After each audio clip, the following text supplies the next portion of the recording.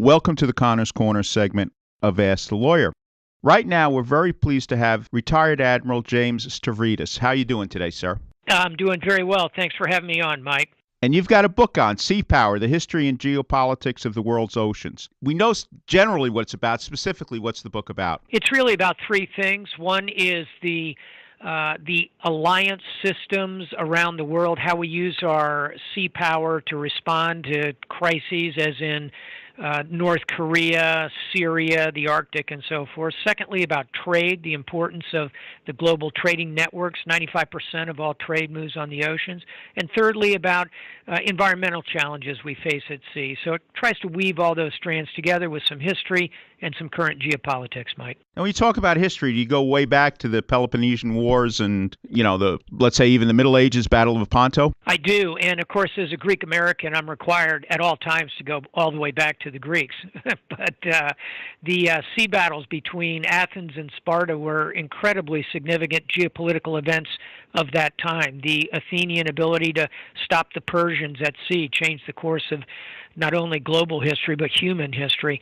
And I tracked the history all the way through the British at Trafalgar, through Lepanto, as you mentioned, in the central Mediterranean in the 1500s, and through the Battle of Midway and other epic naval battles of the 20th century, and what we're doing on the oceans today. A lot of people out there are saying, naval sea power, isn't that the thing of the 20th century and before? It's not really part of the 21st century. That's just so wrong. If you stop and look at what we're doing around Korea and the Korean Peninsula, it's like Florida, surrounded by water. We've got aircraft carriers, cruisers, destroyers, Tomahawk missiles.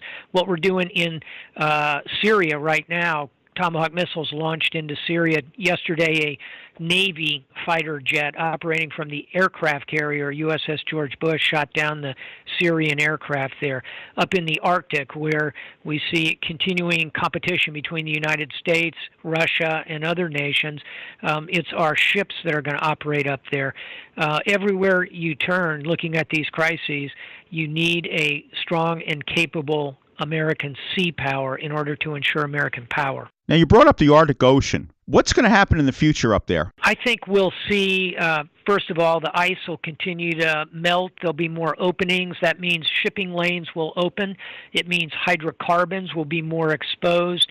And you're going to see competition between Russia, which has the largest Arctic coastline, and 5 NATO nations that have the rest of that. That's United States, Canada, Norway, Iceland, and Greenland, which is part of Denmark. So there's going to be that kind of a, no pun intended, Cold War up there as the nations compete for those resources as they open up. It's another reason we need to keep our focus on our sea power. But what is the point of the Arctic Ocean? Why is that strategic? I'll give you 3 reasons. First of all, because the largest levels of hydrocarbons, natural gas and oil, exist up there. Secondly, because of the ability to transit it saves millions of miles off collective shipping routes around the world. So it becomes, and it will become one of the main highways of the world in terms of the 95% of trade that moves. And then thirdly, because of hydrocarbons, because of photosynthesis that occurs up there, it will impact the global environment a great deal. It's a very strategic body of water. In your book, you mentioned the movie Captain Phillips. Piracy. How much of a problem is that on the high seas? It's reduced somewhat over the last 5 years, but I'd say in round numbers, it introduces a $25 to $50 billion discontinuity in the global transportation grid.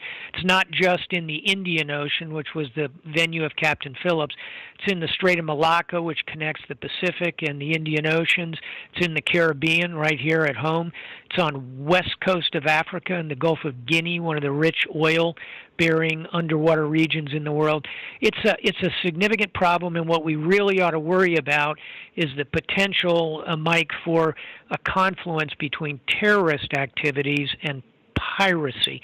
Right now, piracy is primarily economically driven, conceivably terrorists could use that and use the oceans much more effectively against us. That's something I worry about. What is the advice you would give to this administration or future administrations as to the future of the United States Navy? Number one, we need to rebuild the fleet. We've allowed it to atrophy significantly over the past decades. In the Cold War, we had about 1,000 ships. Under Reagan, at the latter part of the Cold War, we had 600 ships. Today, we're down to 275 ships in the U.S. Navy, smallest we've been since World War I. We need to rebuild that fleet. Most observers say we need a minimum of 350 ships. I agree with that. So point one would be rebuild the fleet. Point two would be we need to ensure that we are preparing ourselves for ocean-going activities, including merchant shipping, including rebuilding our maritime academies. The oceans are going to continue to be vitally important. And number three, the first question every president asks in a crisis, Mike, is where are the carriers?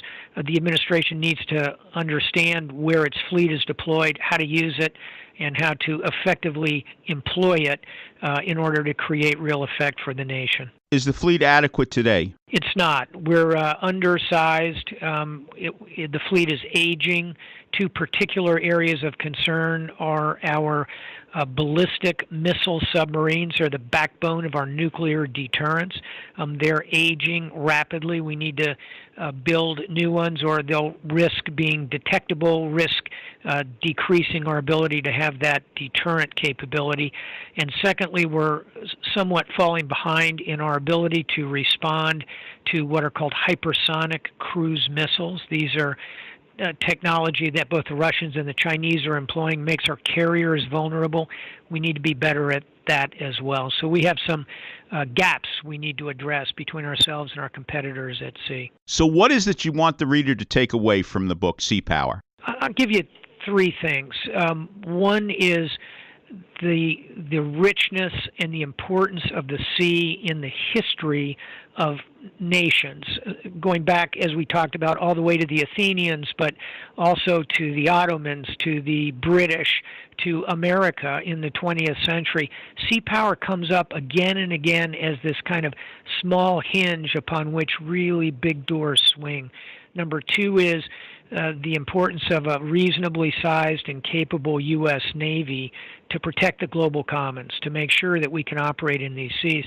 And then thirdly, Mike, I hope people would take away my love of the ocean. I spent a great deal of my life in the Navy and 11 years day for day on the deep ocean out of sight of land. It's an office with a view. It's a beautiful place, and I hope that people find time to appreciate the oceans in an aesthetic sense, get to sea, get on a cruise ship, get out there and enjoy the oceans, even if it's only going to the beach and looking at them. The oceans matter to us geopolitically, economically, and aesthetically as well. The name of the book, Sea Power, The History and Geopolitics of the World's Oceans by Admiral James Stavridis. Thank you very much for being on our show. Thanks a lot, Mike. Appreciate it, and best to everybody up in New York. Thank you.